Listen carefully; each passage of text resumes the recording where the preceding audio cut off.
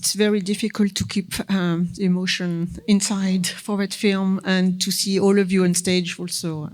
I'm choking up a little bit. You did mention at the introduction that it's obviously a very personal film for you, and your relationship with Marcelo as well. So can you talk about the origin of, at what point you decided to adapt the book into this film? And or did you work closely in the adaptation? When it's very personal, it's sometimes difficult to keep a distance between what you want to share, and how to share it, and to transcribe it on the form of cinema. I think that the story was in me as it was in all of us who were in that house, who really participated in the life that was in there. But that wouldn't have been enough to generate a film. I think Marcelo's book was really the igniter of this all, because he's going to talk much better than I will about this, but in retracing the memory of his family, he was also retracing the memory of his own, of the country, you know?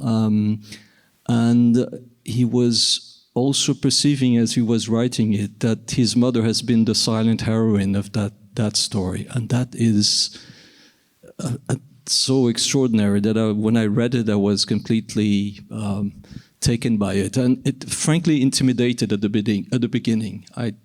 This is why it took us 7 years to do the adaptation, because it was difficult to let the material decant, and it was so rich and so layered that I feared not to be up to it, you know. So, Marcelo, I invite you to talk about your book and how it came to life. Well, good night, New York. It's a pleasure to be here, this wonderful city, this wonderful country, and this wonderful festival. When I saw my mother losing his memory, I thought that I would be responsible to keep his life forever, because I realized that after so many years and so many heroes that we had that fought against our dictatorship, the women that were alive and had to take care of kids and had to be responsible for fighting again the militaries and to rebuild the democracy were the real heroines. And my mother is a fighter, used to be a fighter, and there were a lot of books about my father, and nobody talks about the paper of the woman at the time, as the woman, the mother of Stuart Angel, that shows here, who made was a friend of Kennedy's family, and made a very important protest here in New York. The wife and widow of Vladimir Herzog, and my mother, who stayed the whole life fighting for justice, not only for the family, but for all families that suffered a lot during the dictatorship. And she identified in the indigenous people the same injustice, the same problems that we had, and she fought as a lawyer for the rights. So she deserves a book.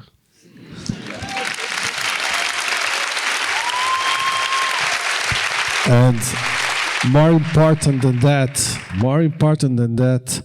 She had 5 kids.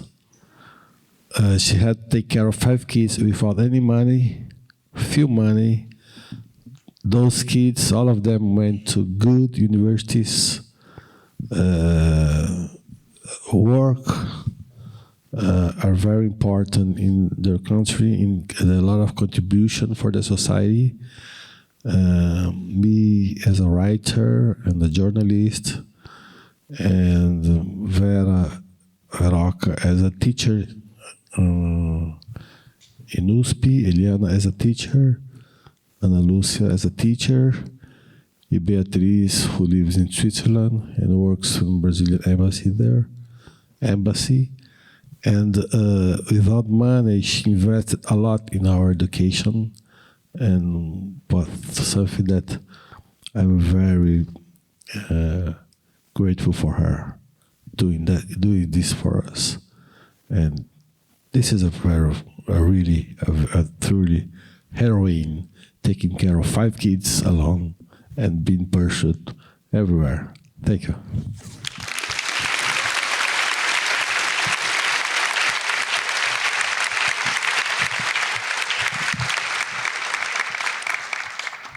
I assume it was maybe intimidating to play real people, especially in the proximity of Marcelo. Can you talk about your experience in creating these characters, making it something close to your heart, but portraying someone also that...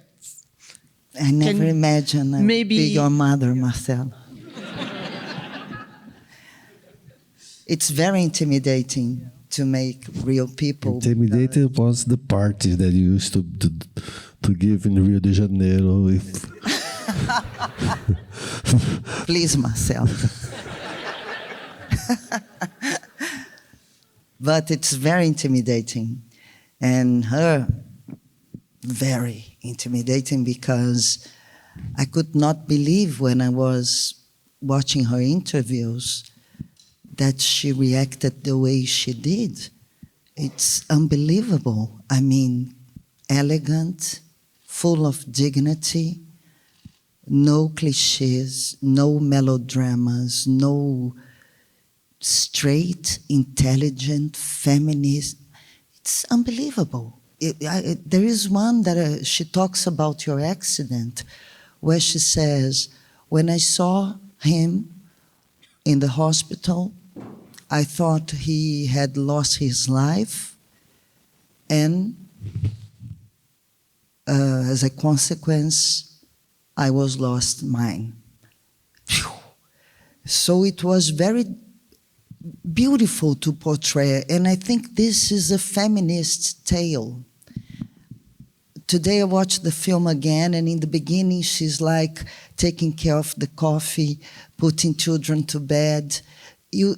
You don't believe that that woman will become the woman she becomes. And she doesn't do it in the way we think she was supposed to do it. She does it. She fights, always elegant, in silence. This woman never told their children that their father had been tortured and killed. And through her silence, I find it unbelievable. And each one understood when they had to understand. And I don't know, it's such an amazing character that allowed me to do a work that I never would be capable of doing without the real Eunice, you see? Because as an artist, you always make normal choices. You see? Your imagination is a bit like boring. But then this woman, she's like a myth, an Antigona. She's an Antigona. And as in tragedy, you don't behave the way we normal people behave. We behave with stoicism and elegance.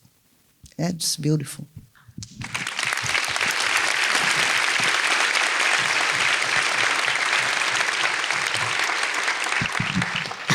Hi. It's a great pleasure to be here. Yeah, it is intimidating to portray this man. I asked permission for Marcelo, and then I spoke to him, and then I trust Walter a lot. You know, he's a very sensitive, delicate director, one of the most important filmmakers we have in the world at this moment. Not only in Brazil, I'm talking worldwide.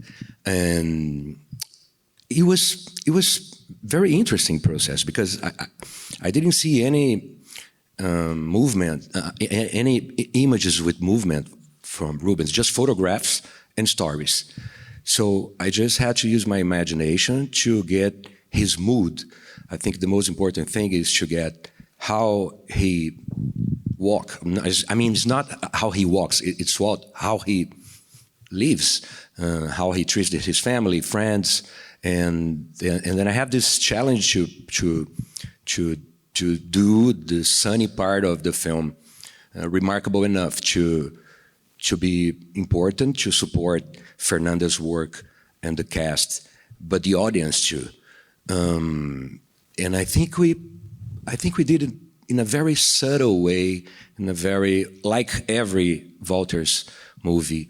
Yes, I'm very glad to be here. I'm very proud of this work. I think it's more than a film.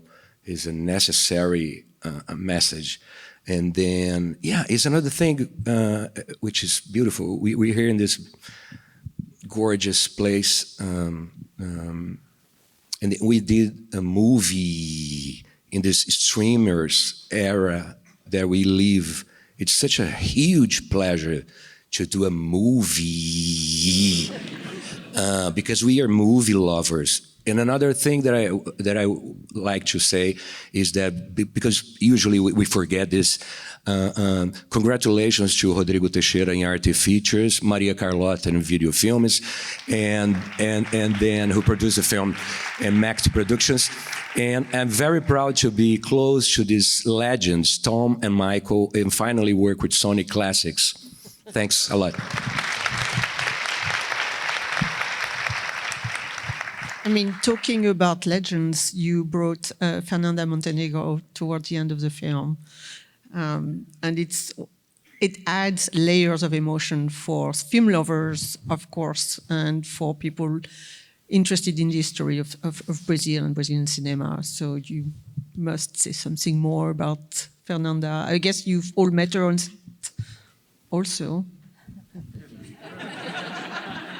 How? I mean, Fernanda Montenegro.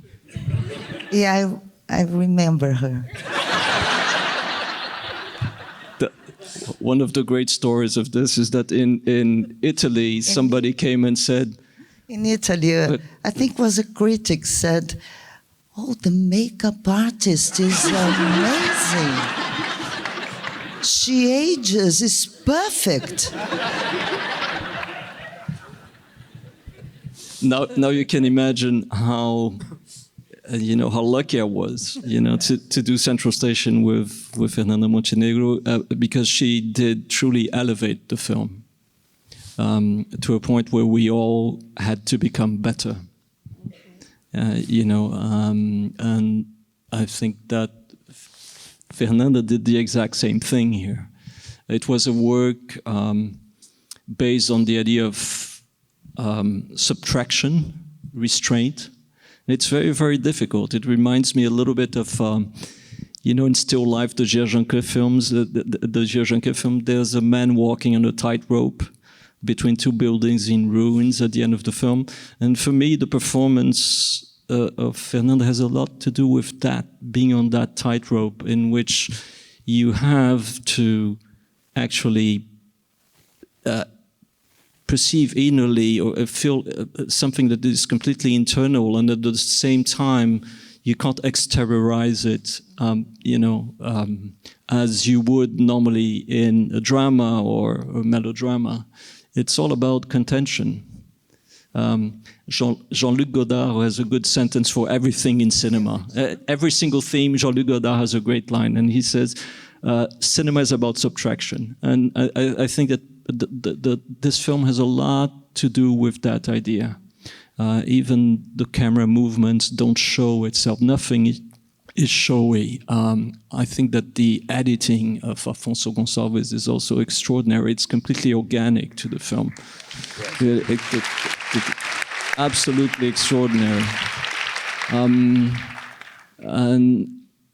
This was a film where, everybody was in the artery of a film, The film existed because we were all doing the same film. Sometimes it doesn't happen. Somebody's doing a different film. But here, and I think it takes an extraordinary performance and extraordinary performances in the plural to be able to reach that artery, So in front of the camera and behind of the camera, we were truly telling the same story, again triggered by a luminous book written by Marcelo, and the glimpses of memories that I had that had a lot to do with the first part of the film. But then when that house was shut down, we had to imagine it, There is something funny because normally when you do films about dictatorship in Brazil, first it's a film about dictatorship, that period, Cold War, but it's a film about now, and why it's about now? Because it's about a family.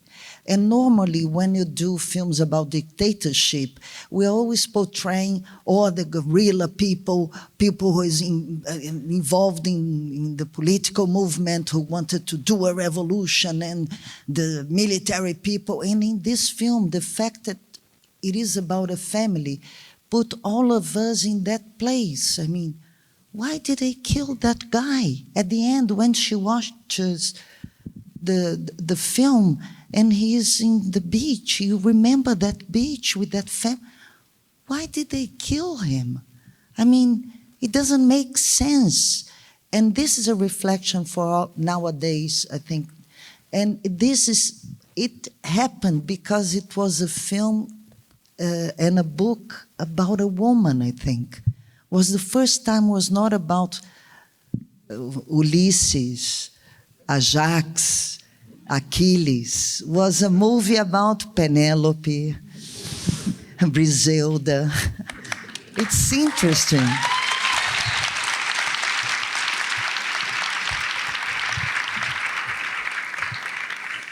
I'm glad you were all making the same film.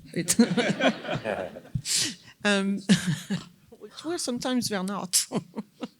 You did say that cinema is the best way to fight oblivion. And I think it's really, really true for that film. Cinema and literature, I would add, are incredible instruments against oblivion. I don't remember who said that memory is how is the sentence in English? Okay, memory is a muscle of the imagination, but I think that memory is also a muscle of resistance. And this is what the film is also about. I think especially today.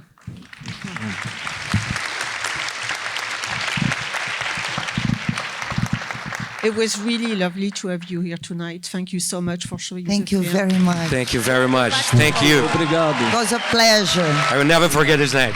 And thank you for this festival. It's a great festival.